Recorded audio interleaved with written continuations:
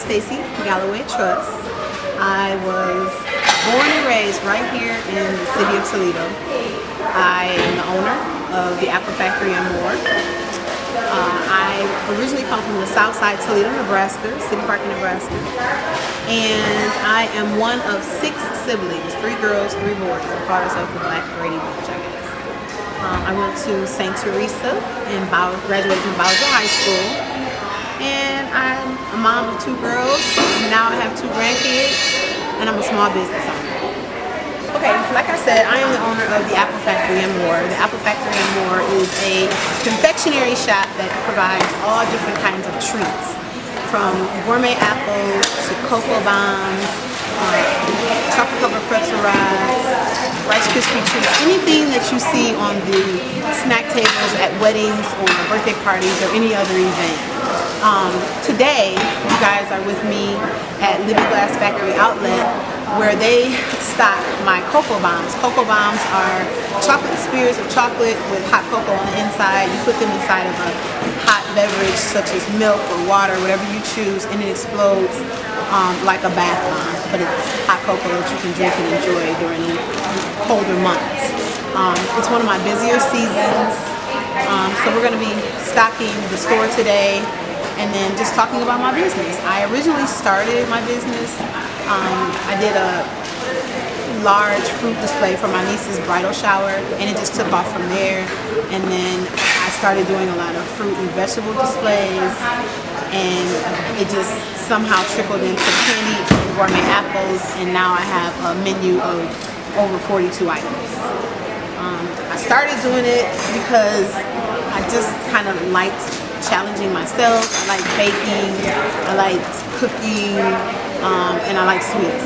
So it just kind of went hand in hand. And I thought it was something that we could use in the community. I noticed that we were like the only mall that did not have gourmet apples, so I started doing those, and then everything else, just like I said, just kind of went and just came all together. So we're going to put the bombs out. We're going to do the merchandising today. Living Glass is one of my larger customers. Not only do I like to try to serve everybody in the community with my treats, I try to reach out to some of our local businesses to stock my items. I work a full-time job, so it's hard for me to do all these different little orders. It's easier for me to take the larger orders in bulk and drop them off. It just works better with my schedule. It's really hard being a business owner and working full-time. That's what I struggle with, the balance between working my regular job and as an automotive worker. So I work long hours, sometimes 6 days a week. But I mean, it all works out. It's rewarding in the end. I'm tired. I rather give up sleep. I say it all the time. Sleep is overrated. I don't know. You catch up with me one day. So let's go put these on the stove.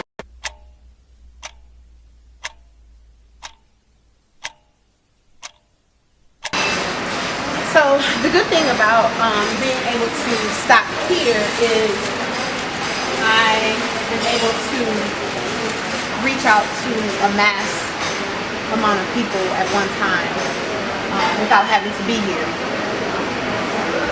which makes it a whole lot easier for me. If I had to give advice to someone starting their business, first of all, be organized. Be organized financially, mentally, physically organized with your stuff, and be professional. Professionalism is like number 1. I don't argue with my customers.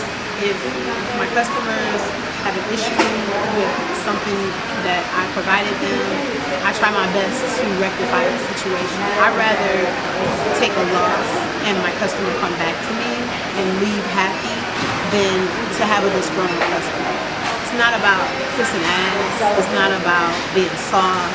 It's just all about customer service for me. You know, because I don't want to spend my money on something that I didn't like. And I just feel like customer service is like all-time low. I personally feel like the customer is doing me a favor. some people feel like they're doing the customer a favor. No, they're a customer to you. They've taken their time to come and patronize you, to support your business. It is your obligation to provide them with the best service that you possibly can. And that's just my little opinion. It might not matter. You know, somebody might argue with me about it, but that's just how I function. The Apple Factory is always about customer service. I try my hardest, and I slip, I fall. I've been late. I've messed up an order. I think I forgot one order. Mariah, say her name, and I instantly rectified the situation. I sent my partners, my daughters, to take care of her, and I fully refunded and credited her. So, I mean, I go above and beyond, and I just feel like my biggest piece of advice is to be professional as possible, and research your business. Research. Know what you're talking about. It's not as simple as just doing it. Yeah, you can do it, but you need to know all the ins and outs about your business. You need to know about your competition. You need to know about trends. You need to be able to stay up on things. I can put out a product one year and the next year, and it can just blow up, and I can just can't keep up with the demand in the very next year. It can be something totally different. You have to be innovative, and you have to keep reinventing yourself. And from what I see, we have some really awesome entrepreneurs out here who are constantly reinventing themselves, coming up with new products, and those people are always going to be successful. That's my biggest piece of advice that I can give anybody. Something that somebody would not know about me. Well, I can't swim. That's one thing. But what people really don't know is I hate chocolate. I work with all these sweets. I'm not a sweet eater. Not at all. I'm more of a savory. I want real food. But that's one thing that a lot of people think. They think that I really like sweets. I get in my moments, but I'm not a sweet eater. My future plans. Well, my personal future plans are to retire. But that ain't gonna happen no time soon. As far as my business goes, I would love to have an actual storefront of my own. My dream was to be inside the mall, but everyone tells me that no, it might be a little overpriced. I've been in the mall. I did a trial there. I like it. I'm still thinking about that. But I struggle with that. I think I have a little fear when it comes to putting myself out there. I don't like to fail. And I don't know. I'm very nervous about opening up. That's a huge thing. I watch and I look at businesses who have been in business for years, and I see them shut down, and it always makes me feel like, oh gosh, if they shut down, I don't know what I mean, I don't know. That might not be my fate, but I don't know. My plans for my business are still kind of up in the air. I had a piece of advice from somebody who is very successful in our community, and he told me to stay as small as I can for as long as I can. And I've been successful. I have a really nice customer base. I've been blessed, and I'm okay right now. So I'm just kind of chilling. I'm still trying to figure out what my future plans are with my business.